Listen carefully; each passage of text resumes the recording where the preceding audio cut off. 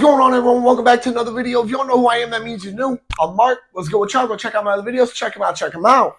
But first, I know it's been a couple of days. I'm happy to be back. I'm tired.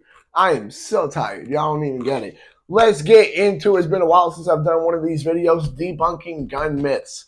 Now, this one is, I don't know. I find this whole, just aspect funny because when people, they make this argument to me, they don't realize what exactly they're saying. And I'm going to, get into it. So you read the title, you saw the thumbnail. This episode of Debunking Gun Myths. If it's good enough for the military, it's good enough for me. All right. What do I mean by that? I mean, there are certain gun owners out there. There are really just certain people overall who believe that, you know what? This is, the military used this, or they used a version of this, or a variant of this. That must be the best of the best. That must be what I'm going to get that. Yeah. Now don't get me wrong, guys. There are some guns that have been used in our, in our armed forces that are phenomenal. You know what I mean? Benelli M4, like the entire M16 M4 platform, great platform. Like, you know what I mean? I'm not saying that, it's all shit. All right. However, there are a couple things I want to point out to you guys, right? And I want to, just get this cleared and out the way so that way nobody has any, misconceptions or, any misunderstandings about what this all actually is. All right. Now, I will be honest, there was one thing I wanted to do to this video that I'm not going to be able to, which is I wanted to give, actually one of my closest friends a call who served in the Army for a good bit. I mean, not super long, but he served for a good bit. And, he will flat out tell you as well, because this is something that anybody who has served will pretty much, know. Now, granted, I'm saying this right now, guys. I have not served. Do not take what I am saying as me trying to say I have served for our armed forces. I have not. In any capacity, I have not. All right? I have a lot of people in my family who have. I have a good few friends who have. I personally have not. Would I if I needed to? Absolutely. Have I? No. So, let's start with the guns. All right? I want you guys to realize something about the military. All right. Our military goes for quantity over quality. All right. What does this mean? This means that whenever they're holding, whenever they're essentially holding their little, competitions damn near for contracts, because that's how I look at it, guys. Y'all look at it as, oh, well, they're choosing, who they're going to sign for their next contract. Nope. It's a fucking talent show to me almost. I'm looking at it and I'm like, okay, well, let's see which one they pick. And then that's going to be magically the most popular now. They have criterias. Sure. All right. For example, we'll take the most recent pistol contract, the most recent handgun contract that was won over to the P320, also known now, or at least to them, as the M17, the M18, whatever. Right. What I'm simply saying is that, they do have their, their qualities, their I guess their priorities that they're like, hey, this does, this needs to be on the checklist here. Some of those being manual safeties, things along those lines. However,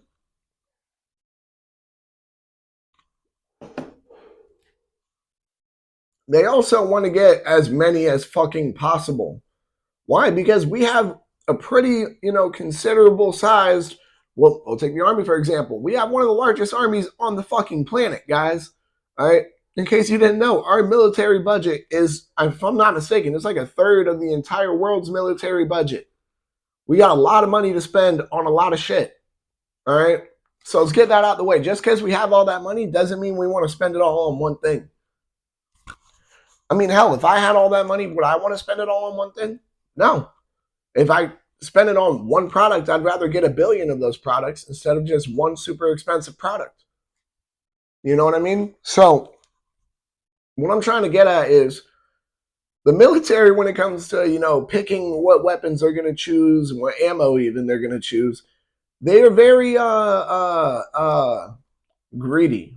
They are very, quote unquote, budget friendly. They're trying to be. My point is they go for the lowest bidder. All right. If you meet the criteria and you're the lowest bidder, you win. That's pretty much it. There's Not much else to it. They have a criteria, they have a checklist. If you meet 1, 2, and 3, you're on. You got the criteria down. Oh, you got 1, 2, and 3, and you're $50 less than option A over here. We're going with option B. That's just what they do. Now, that's not to say that it's all going to be shit products. That's not. There, for example, there are even there are accessories where they're not going the cheapest route on, and that's great. But that doesn't mean that everything else is going to be just as great. Like, this is something that people actually need to understand, is that, for example, in the military, at least from what I've heard, there is no use of hollow points whatsoever. Now, granted, I will also say this: a majority of time, you're going to have your rifle with you. No need for hollow points, really. However, for the people who are carrying around their handguns as well, there is no hollow points. There is none of that. All right. They go for the cheapest ammo available. And why do you think that is? They want to get as much of it as possible. All right. They're going for a cost effective, that's where they're trying to land there. They're not trying to spend all this money on some special ammo that they're only going to, get a couple million rounds out of. They'd rather have billions of FMJ instead of a couple million hollow points. That's just how it works.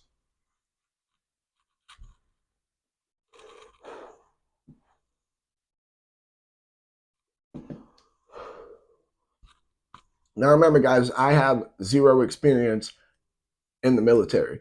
You don't need experience, though, to know this. It's something that's very open and has been talked about plenty of times by even high-ups in the military. They have openly discussed, we don't want to go for the most expensive thing ever. Now imagine you spend all this money on the most expensive shit ever and still don't work. Then what? You know what I mean? If your budget's run out, you're not even going to be able to get more. You're not going to be able to get more guns. That's simply what it is. All right. Cost effectiveness is the biggest deal to the military. All right. If option A meets the criteria, but it comes down to $100 per unit. Option B meets the criteria. It comes down to $80 per unit. Option C meets the criteria, but it comes down to fucking $50 per unit. What are they going to go with? They're going to go with option C. Now, that's not to say, as I said, guys, I know I'm sounding like a broken record here. That is not to say it is not, it's not good. That's not to say that it's going to be bad. However, you do get what you get, guys. Would you guys, look, I know this has been kind of a running theme along, a couple of recent videos, but it's very true here. And it doesn't change just because it's for the military. You get what you pay for. All right? You do. Now, here's an example. All right? And I hate how people act like this doesn't happen. I hate it. What is one of the most popular military handguns, we'll say? We'll even just start with handguns. In the world, or not even in the world, in our country, actually. I won't say in the world. In our country. That's right, 1911.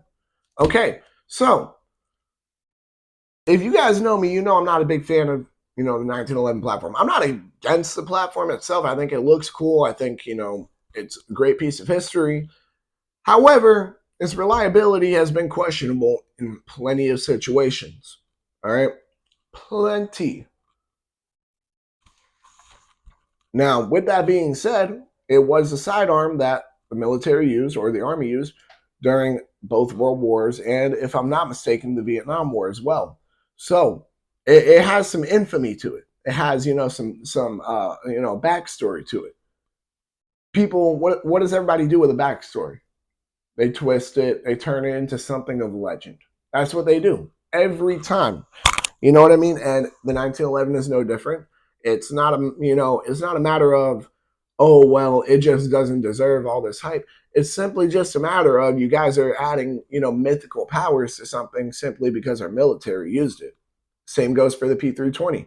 People act like it is a fucking perfect gun. Oh, well, it's good enough for the military. It's good enough for me. But you're saying that while it's chilling in your holster going off on its fucking own. You see what I mean here?